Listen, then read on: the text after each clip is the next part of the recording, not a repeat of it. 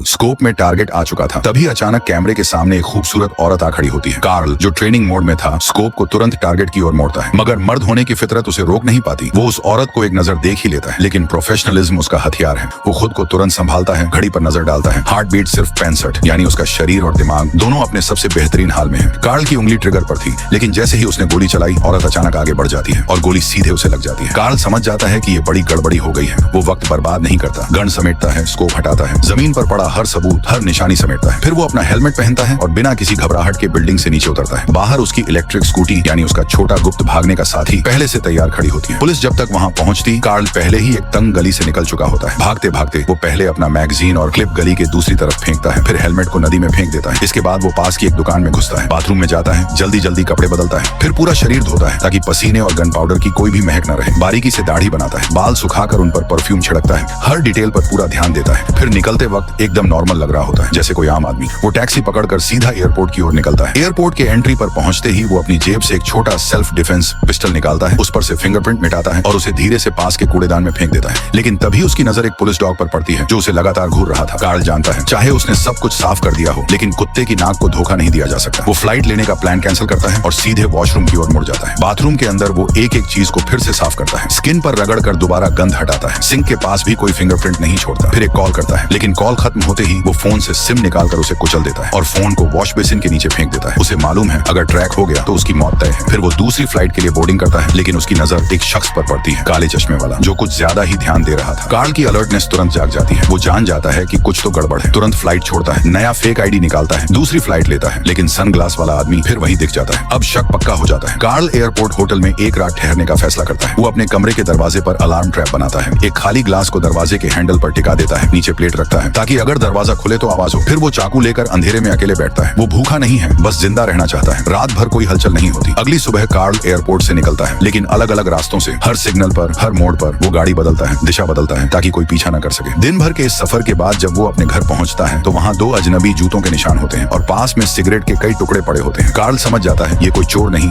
कोई कातिल था। वो फौरन गाड़ी से अपनी गन निकालता है और घर में घुसता है। घर के अंदर भी मिट्टी के निशान और हलचल के सबूत मिलते हैं। म्यूजिक प्लेयर ऑन होता है, लेकिन पत्नी गायब। वो दौड़ता हुआ बेडरूम की ओर जाता है। कमरा बुरी तरह बिखरा हुआ है, दीवार पर खून के छींटे हैं। वो फौरन पत्नी को फोन करता है। पता चलता है कि वो अस्पताल में एडमिट है, सिर पर गहरी चोट है। कार्ल का साला बताता है 2 लोग जबरदस्ती घर में घुसे थे, एक औरत और एक मर्द। दोनों बेरहमी से मारपीट कर रहे थे। छोटा भाई मौके पर आया, बहन को उठाया और ग्रीन टैक्सी में बिठाकर अस्पताल ले गया। कार्ल तुरंत पत्नी को प्राइवेट अस्पताल में शिफ्ट करता है और घर में छुपा अपना इमरजेंसी बॉक्स खोलता है, जो हथियारों और जासूसी गैजेट्स से भरा है। वो पर्यटक बनकर निकलता है उस ग्रीन टैक्सी की तलाश में जिसमें हमलावर भागे थे। आखिर टैक्सी मिलती है, कार्ल खुद उसमें बैठता है, सामान्य यात्री की तरह। फिर ड्राइवर से बात करता है। ड्राइवर बताता है कि 2 दिन पहले एक आदमी और औरत एक प्राइवेट जेट से उतरकर टैक्सी में बैठे और एक जंगल के अंदर बने मकान में गए। वहाँ 1 घंटा बिताकर सीधे एयरपोर्ट निकल गए। कार्ल टैक्सी कंपनी का ऑफिस ढूंढता है, वहाँ जाकर पूछताछ के बहाने मैनेजर को मार देता है और फिर कंट्रोल रूम में जाकर सब टैक्सी रिकॉर्ड निकालता है। उसे उस टैक्सी का ड्राइवर मिल जाता है, घुंघराले बालों वाला लड़का। कार्ल उसे ढूंढकर उसका पीछा करता है। जैसे ही मौका मिलता है गाड़ी में बैठता है और उसे गन पॉइंट पर ले लेता है। लड़का डरकर सब उगल देता है, कौन, कब, कहाँ गया। लेकिन जैसे जैसे वह बोलता है, कार्ल जान जाता है कि अब ये ज्यादा जीने नहीं वाला और आखिर में उसे भी मार देता है। कार्ल समझता है उसका असली दुश्मन उसका अपना ही बॉस है, जिसने उसके परिवार का पता किसी कस्टमर को दे दिया था। अब वह न्यू ऑर्लियंस जाता है, जहाँ उसके खुद के 6 सीक्रेट वेयर हाउस हैं, हथियारों से भरे हुए। वहाँ से नया पासपोर्ट, फेक गाड़ी नंबर और स्पेशल गन निकालता है। अब वह सीधे अपने पुराने बॉस के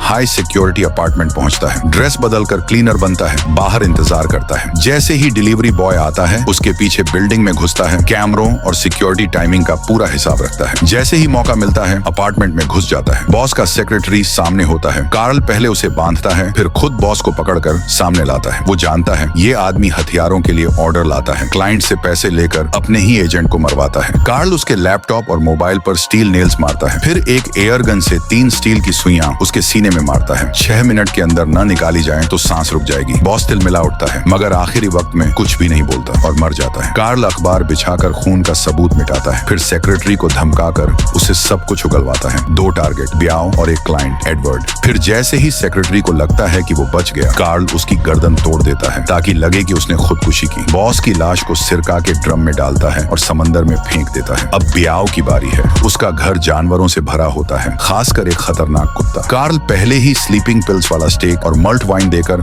उसे सुला देता है, फिर घर में घुसता है। ब्याओ हमला करता है, तगड़ा बदन और पेशेवर फाइटिंग स्किल्स, लेकिन कार्ल भी कमजोर नहीं। दोनों में जबरदस्त फाइट होती है। कार्ल एक लोहे का हुक उठाकर उसके कंधे में घुसा देता है, फिर जैसे तैसे बिस्तर के नीचे छुपी गन निकालता है और उसे गोली मारकर खत्म कर देता है। गोलियों की आवाज से कुत्ता जागता है, लेकिन तब तक कार्ल वहाँ से निकल चुका होता है। अब आखिरी नाम बचा है एडवर्ड। कार्ल उसे फॉलो करता है। वो एक लड़की के साथ डिनर पर आया होता है। जैसे ही वह वॉशरूम जाता है, कार्ल उसकी सीट पर बैठ जाता है। लड़की समझ जाती है कि खेल खत्म हो चुका है। वो आखिरी बार खाने की डिमांड करती है, फिर कहती है चलने दो, अंतिम कुछ कदम मैं खुद चलना चाहती हूँ। कार्ल मानता है। फिर जैसे ही वो उठती है, एक गोली में खेल खत्म, क्योंकि कार्ल कोई आम हत्यारा नहीं है। वो एक सीधा, सटीक और बर्फ सा ठंडा शिकारी है जो कभी शिकार नहीं बनता।